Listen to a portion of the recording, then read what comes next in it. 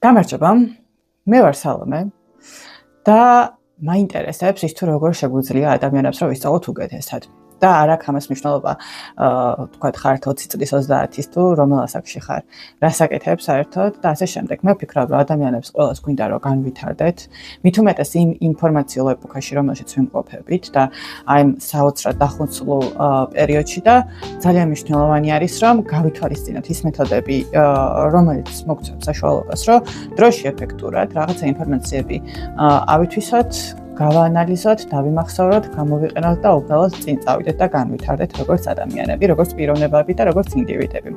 აქედან გამომდინარე, ამ channel-ზე, ამ არხზე გავავრცელებ ხოლმე ისეთ ინფორმაციას, რომელიც მეც მაინტერესებს და იმედი მაქვს, რომ თქვენს დაგაინტერესებთ. დღეს მინდა ვისაუბრო ერთ ძალიან მნიშვნელოვან საკითხზე, რომელიც არის როგორ დავიმახსოვროთ უკეთესად. აქედან გამომდინარე, რომ საკმაოდ რთული არის ზოგიერთი ინფორმაციის დაზოთხვა და ვფიქრობ, რომ ეს პერიოდი და ეპოქა წავიდა, როდესაც რაღაცებს ვიზუთხავდით ადამიანები და დრო მოვიდა, რომ გაეზრებულად დავიმახსოვროთ ის ინფორმაცია, რომელიც დაგვჭირდება ყოველდღიურ ცხოვრებაში. ესეთ ორი მეთოდი არის, რომელიც მინდა რომ მიმოვიხილოთ დღეს. ერთი არის ინტერვალებით გამეორება და მეორე არის ძალისხმევით გახსენება. ინტერვალებით გამეორება გულისხმობს იმას, რომ როდესაც რაღაცას წაიკითხავთ ერთხელ, განა მიაწყდეთ და პირდაპირ 2-ჯერ, 3-ჯერ და 10-ჯერ და 1000-ჯერ გაიმეოროთ, არამედ მიუდგეთ სრულიად სხვა ტექნიკით, რაც იმას ნიშნავს, რომ პირველად როცა წაიკითხავთ, შეცადოთ, რომ კარგად წაიკითხოთ, მერე მეორედ წაიკითხოთ 24 საათის განმავლობაში, მესამედ წაიკითხოთ წაკითხვიდან მესამე დღეს, მეოთხედ წაიკითხოთ მაგალითად ერთ კვირაში და მეხუთე წაიკითხოთ ორ კვირაში. ეს ეხმარება ტვინს, რომ ინფორმაცია აღიქვას, როგორც ძალიან საჭირო ინფორმაცია და შესაბამისად ის უკვე იწყებს მეხსოვრებაში გადატანას ჩვენის ძვირფას პროცესორში და შესაბამისად ეს ინფორმაცია მაქსიმალურად რჩება ტვინში. ამიტომ ეს გადამეორება ძალიან მნიშვნელოვანი არის, არ არის აუცილებელი რომ მივაწყდეთ ხოლმე და ეგრევე ვიმეოროთ და ვიზუთხოთ ის ინფორმაცია, იმიტომ რომ ტვინი მაინც ვერ აღიქვავს პირველად წაკითხულს ინფორმაციას ისე მასშტაბურად, იმიტომ რომ ფაქტიურად ეს ინფორმაცია, რომელსაც პირველად ვკითხულობთ, ძალიან ცოტა ვრჩება და ამაზე შემდეგ ვიდეოებში ვილაპარაკებ პირველად წაკითხვის შემდეგ რა ინფორმაცია და რა ტიპის ინფორმაციები ვრჩება ხოლმე ძირითადად.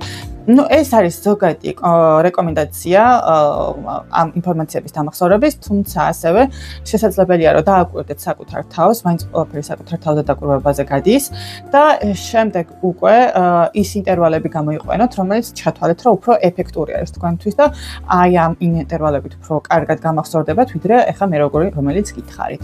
ყველაფერი მაინც ისევ თვით დაკვირვებაზე გადის რა. მეორე საკითხი არის ასევე ძალიან მნიშვნელოვანი, არის ძალისხმევით გახსენება, active recall ქვია, შეგიძლიათ რომ დაინტერესების შემთხვევაში უფრო მეტი ინფორმაცია მოიძიოთ ინტერნეტში, ან ხელოვნურ ინტელექტს კითხოთ. ძალიან მომწონს ეს, მაგალითად შესაძლებელი არის, რომ გადაიკითხავთ წიგნს ან რაღაცა საკითხს, ხო? უბრალოდ დახუროთ ეს მასალა და კითხოთ თქვენ თავს. სამი რამე, რაც დამამახსოვრდა ამ წაკითხულიდან და ჩამოთვალოთ. და მაშინვე მიხვდებით, რომ სად გაქვთ გაფი, სად ვერ დაიმახსოვრა თქვენმა რაღაცა და სად უნდა მიაქციოთ შემდეგ წაკითხვაზე უფრო მეტად ყურადღება. თუნდაც აი გადამეორების პროცესში სად უნდა უფრო კონცენტრირებულად მიაქციოთ ინფორმაციას ყურადღება და წაიკითხოთ უფრო კარგად. მეორე მეთოდი არის ასევე ძალიან კარგი და ამისთვის აპლიკაციები შეგიძლიათ რომ გამოიყენოთ, არის ფლეშ-კარტების გამოყენებაც არის შესაძლებელი და შეგიძლიათ უბრალოდ როდესაც წაიკითხავთ მასალას, თან კითხვებიც გაამზადოთ, თან თუნდაც ხელოვნურ ინტელექტს გააკეთებინოთ ამ საკითხზე კითხვები და შემდეგ უკვე გააკეთებინოთ ასევე ახსნა განმარტება ამ საკითხის, მაგალითად, არ ვიცი, რაღაც თემას ამუშავებთ და შესაბამისად, როდესაც დაასრულებთ უკვე წაკითხვას, ამოიღოთ ეს ბარათები, სადაც ერთ მხარეს არის კითხვა, მეორე მხარეს არის პასუხი, ჯერ წაიკითხოთ კითხვა, ზეპირსიტყვიერად შეცადოთ, რომ გასცეთ და გასცეთ პასუხი და შემდეგ რომ შემოატრიალებთ უკვე ნახავთ პასუხი დაემთხვა თუ არა იმას, რაც თქვენ თქვით. ეს ძალიან კარგი მეთოდია, ადრე პრინციპში ვიყენებდით ხოლმე ამას და ალბათ ეხლაც იყენებენ, თუმცა ფლეშ-კარტების მეთოდს ეძახიან ხოლმე ამას. ძალიან საინტერესო არის და ძალიან კარგი და პროდუქტიული არის. ასევე შეგიძლიათ ის, რომ მაგალითად, როდესაც რაღაცას წაიკითხავთ, უბრალოდ დახუროთ ლეპტოპი ან წიგნი ან რა ვიცი რითაც კითხულობთ და დაწეროთ ფურცელზე ან გახსნათ Word-ით და იმაში დაწეროთ ყველაფერი აბსოლუტურად რაც ამ წაკითხულიდან დაგამახსოვრდათ. არ აქვს მნიშვნელობა რომ იყოს დაალაგებული, შეიძლება ეს იყოს თან ესე ქაოსურად დაწერილი ინფორმაცია, მაგრამ მაინც ამ ყველაფერს ამ ინფორმაციას ტვინის შეძლების დაგვარად იმახსოვრებს და ესეც ძალიან კარგი მეთოდი არის, რომ შემდეგ უკვე დაიწყება პროცესები, სადაც დაალაგებულად შეძლებთ, რომ ინფორმაცია გადმოსცეთ, მაგრამ თავარი არის, რომ თავდაპირველად ჩვენმა ტვინმა აღვიქვას, რომ ოკეი, ეს მნიშვნელოვანი ინფორმაცია არის და ეს ინფორმაცია, რომელიც ახლა დაგვრჩა, ძალიან კარგი რამე არის ჩვენთვის, ჩვენი გადარჩენისთვის და აქედან გამომდინარე, უფრო უკეთესად ვიმახსოვრებთ ხოლმე ასეთ ინფორმაციას. ესეც ძალიან მნიშვნელოვანი თემა არის, მეც ძალიან ჭირდება დამადგება, რომ როდესაც რაღაცას წაიკითხავთ, ისე დახუროთ ლეპტოპია თუ წიგნია და ახსნათ ისე თითქოს 10 წლის ბავშვს უხსნით.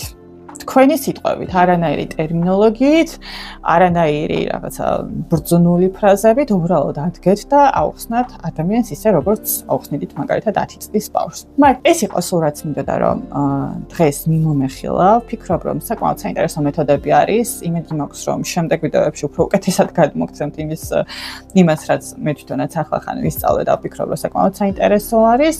თუ გაქვთ უფრო უკეთესი მეთოდები, რა თქმა უნდა, შეგიძლიათ რომ კომენტარებში დაწეროთ, გავზიაროთ ადამიანებს, იმიტომ რომ მგონია, რომ იმ ეპოქაში, რომელშიც ვართ, ეს ინფორმაციის გაზიარება ძალიან მნიშვნელოვანი არის და არ არის საოცრებელი რაღაცა საოცარი ექსპერტობა იმისათვის, რომ ერთმანეთისგან ვისწავლოთ ხოლმე ადამიანებმა და მოგიწოდებთ, რომ თუ რამე საინტერესო იდეები გაქვთ, გამოცდილება მეთოდების შესახებ ინფორმაცია გაგაჩნიეთ, მაქსიმალურად გააზიაროთ კომენტარებში. გადაუზიარეთ ეს ვიდეო იმ ხალხს, რომელსაც სჭირდება ეს მეთოდები და დროებით დაგემშვიდობებით.